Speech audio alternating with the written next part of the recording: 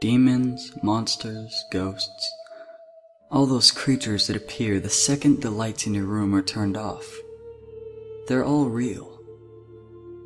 Now, before I get into the explanation of how exactly these things are real, I want to say a few things first, explaining what exactly this video is going to be about. So, first off, as you may have already realized, this is not a creepypasta narration. Since I've been gone for so long, and since it's Halloween, I wanted to do something special for you guys, something that's completely different from what I usually do.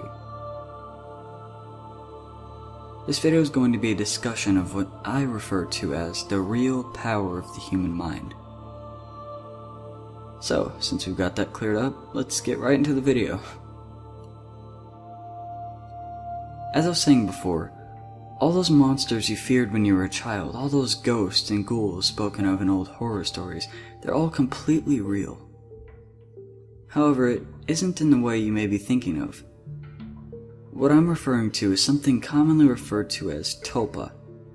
Many of you may already know what a tulpa is, but for those of you that don't, a tulpa is a thought that, when thought about enough, starts to become real, at times real enough to drive people to insanity. And just think about this. When a child is born, they don't fear anything. However, if you tell a child that as soon as they turn off their lights, a monster is going to eat them, they begin to fear the dark. Now, we all know that monsters aren't actually real, so how could something imaginary strike such fear into a child? The answer: because the child is giving that monster power. The child is creating that monster by thinking about it, so that even if the monster doesn't actually exist, it's still able to scare them. That monster is a tulpa. I believe that the real power of the human mind is that it can create anything simply by giving it thought.